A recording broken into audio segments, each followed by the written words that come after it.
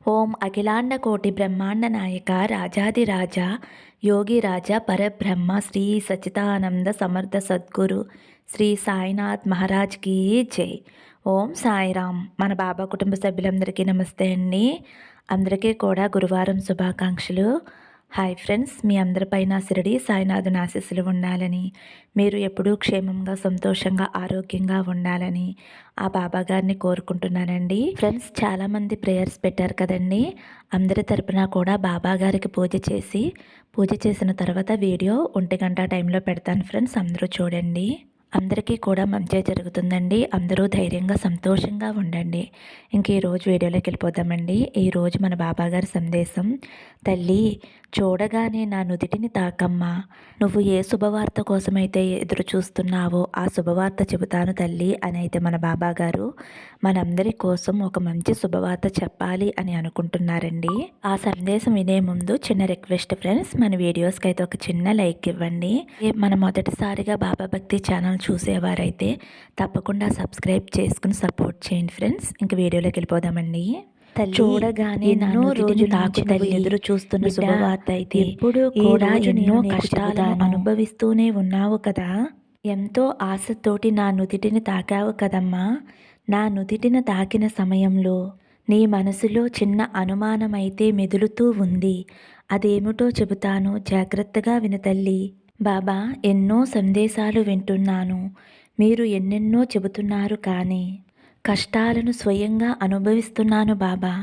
మనసుకి చాలా కష్టంగా ఉంది. ఎవరితో చెప్పుకోవాలో తెలియట్లేదు బాబా. కదిలిస్తే నా బ్రతుకులో కన్నీరు తప్ప మరేమీ లేదు బాబా. పెద్ద ఆశలు కోరికలు కూడా నాకు ఏమీ లేవు బాబా. కానీ ఒక చిన్న ఆశ బాబా. అది ఏమిటి అంటే, నేను నా కుటుంబంతో సంతోషంగా ఉండాలి. నా భర్త నన్ను ప్రేమగా చూసుకోవాలి. నా భార్య నన్ను ప్రేమగా చూసుకోవాలి. నా బిడ్డలు నేను చెప్పినట్టుగా ఉండాలి. అందరికీ కూడా ఆరోగ్యాన్ని అందించు తండ్రి. చేసే పనిలో కొంచెం లాభసాటిని కల్పించు బాబా. మనశ్శాంతిని ఇవ్వండి బాబా అని చెప్పి నన్ను అడుగుతున్నావు కదమ్మా. తల్లి, నీ ఆవేదన అంతా కూడా నీ బాబా ఆలకించడం లేదు అని అనుకుంటున్నావా? తల్లి, కొన్ని కర్మానుసారంగా జరిగేవి అయితే మరికొన్ని వారు స్వయంగా తెచ్చుకున్నవి అవుతాయి.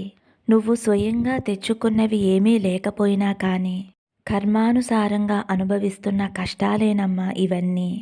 ఇంతకాలం కష్టాలు అనేవి అనుభవించావు, కానీ దేనికైనా ఒక ముగింపు అనేది ఉంటుంది కదా. అయితే తల్లి, నీకు ఆ కష్టాలకి ముగింపు చెప్పే సమయం అనేది ఆసన్నమైందమ్మా. ఈ శుభవార్త ఈ గురువారం రోజున నీకు తెలియచేయాలని నీ బాబా తండ్రిని వచ్చాను తల్లి. అయినా కూడా నీ మనసులో ఒక మూల ఏదో ఒక అనుమానం ఈ క్షణంలో కూడా మెదులుతూనే ఉంది. బాబా, ఇది నిజమేనా? నా జీవితంలో మార్పు వస్తుందా? నా భర్త మారతాడా అని చెప్పి. తల్లి, నీ భర్త ఏదీ కూడా కావాలని చేసుకున్నది కాదు. తనకి నువ్వన్నా కానీ పిల్లలన్నా కానీ చాలా ఇష్టం, ప్రేమ ఉన్నాయి. కాకపోతే తను తిరిగిన గడియలు ఏవైతే ఉన్నాయో, తను చేస్తున్న స్నేహాలు ఏవైతే ఉన్నాయో, తనకు ఉన్న ఆశ ఏదైతే ఉందో, ఇవన్నీ కూడా తనను కష్టాలు పాలు చేశాయి. కేవలం ఒక మనిషి కష్టాలు పాలు అయితే కుటుంబం అంతా కూడా కష్టాలు పడుతుంది అని అతను ఆ రోజు ఆలోచించలేకపోయాడు. కనుకే తల్లి, మీరు ఇన్ని కష్టాలు అనేవి పడవలసి వచ్చింది. బిడ్డ, ఏదైనా కానీ ఒక పనిని చేసేటప్పుడు దీని వలన ఫలితం ఉంటుందా, నష్టం ఉంటుందా అని చెప్పి ఆలోచించి చేసుకోవాలి. కానీ చేతులు కాలిన తర్వాత ఆకులు పట్టుకుంటే ఏమి లాభం వస్తుంది? నీ భర్త చేసింది కూడా అదేనమ్మా. ఇప్పటికైనా కానీ తన తప్పును తెలుసుకుంటున్నాను అనే మాయలోనే బ్రతుకుతున్నాడు. కానీ నిజానికి వస్తే ఇంకా అతనిపై ఉన్న మాయ అనేది పూర్తిగా తొలగిపోలేదు. కనుక నువ్వు చేయవలసిందల్లా ఒకటి ఉంది తల్లి. అతని మాయను నేను దూరం చేస్తాను. అతనిపై కమ్ముకు ఉన్న ఆ మాయ ఏదైతే ఉందో అది పూర్తిగా దూరమైనప్పుడే అసలైన సంతోషం అనేది ఏదైతే ఉందో అది నీ గుమ్మంలో అడుగుపెడుతుందమ్మా. అదే కదా తల్లి నువ్వు కోరుకుంటుంది. అయితే జాగ్రత్తగా విను. అతను మారే సమయం అనేది ఆసన్నమయింది. కనుకనే నాకు ఇష్టమైన ఈ గురువారం రోజు ఈ సందేశం నీ చెవిన పడింది. తల్లి, ఆ భగవంతుడు నుదిటి మీద ఎన్ని కష్టాలు రాశాడో, ఎన్ని సుఖాలు రాశాడో ఎవ్వరికీ కూడా తెలియదు.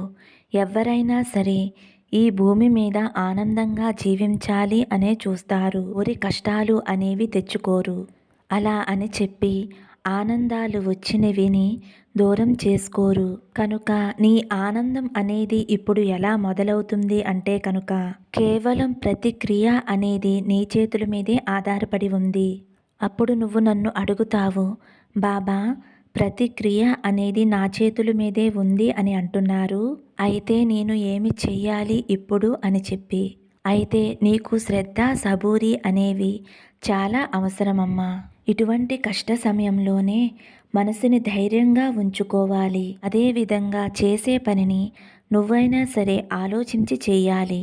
ఒక పని చేసినప్పుడు నీ కుటుంబం నష్టపోతుందా, లాభపడుతుందా అని ఆలోచించుకుని చెయ్యాలి. కనుక అతనిలో మార్పు రావటం కూడా నీ నుంచే మొదలవ్వాలి తల్లి.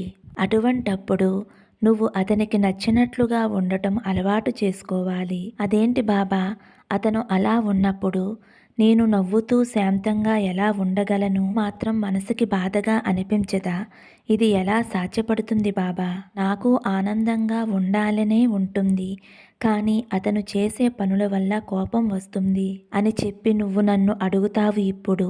అయితే దానికోసమే నీకు ఓర్పు కావాలి అని నేను మళ్ళీ మళ్ళీ ఇప్పుడు చెబుతున్నాను. ఎక్కువ రోజులు అవసరం లేదు తల్లి. ఒక 7 రోజులు నువ్వు ఓర్పుని పఠించి చూడు. ఓర్పుగా ఉండి చూడు.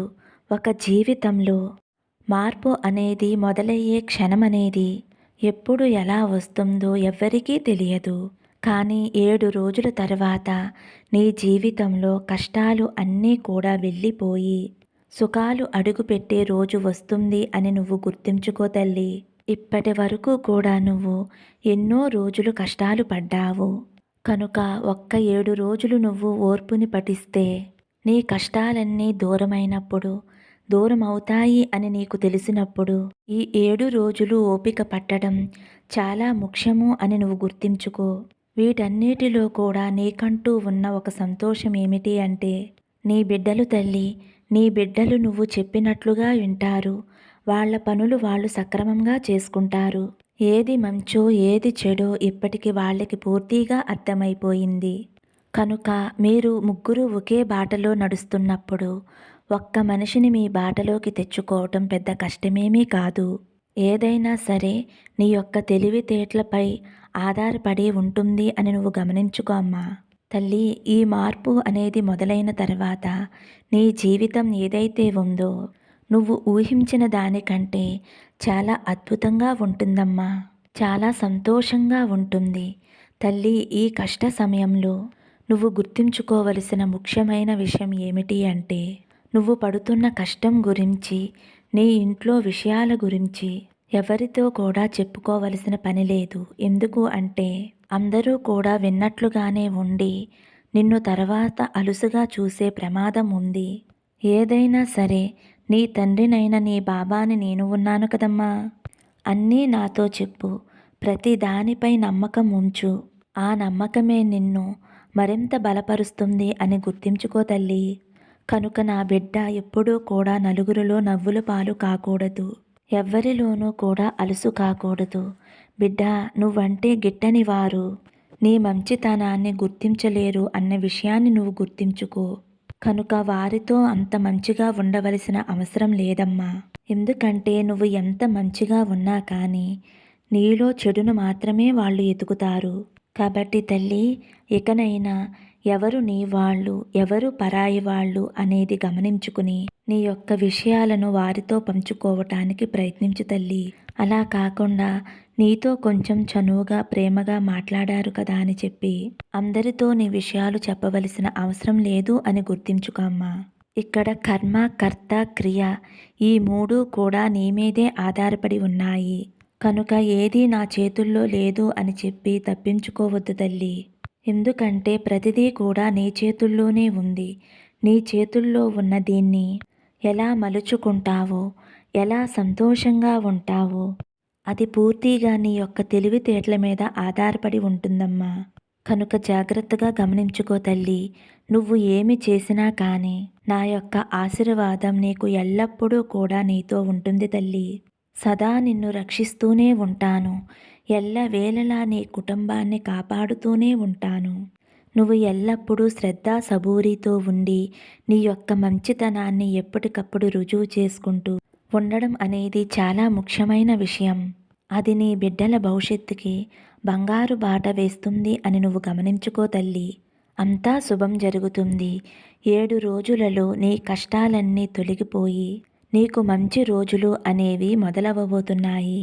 కనుక ఇకనైనా తల్లి సంతోషంగా ఉండు, ఆనందంగా ఉండు. మంచిగా ప్రశాంతంగా బ్రతకటం నేర్చుకో. దేని గురించి ఆలోచించకు. అంతా సంతోషంగానే ఆలోచించు. ఆ సంతోషమే నీకు తిరిగి వస్తుంది.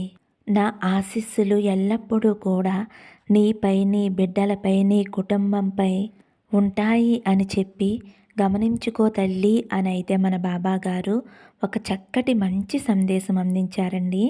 మరి మన బాబాగారు అందించిన ఈ సందేశం మీ అందరికీ కూడా నచ్చింది అనుకుంటున్నాను ఫ్రెండ్స్. నచ్చితే కనుక ఒక చిన్న లైక్ ఇవ్వండి ఫ్రెండ్స్. అలాగే ఫస్ట్ టైం చూసేవారైతే మన బాబా భక్తి ఛానల్ తప్పకుండా సబ్స్క్రైబ్ చేసుకుని సపోర్ట్ చేయండి. సర్వే జన సుఖినో భవంతు. సమస్తం సద్గురు సాయినాథార్పణమస్తు. శుభం భవతు. జై సాయిరామ్.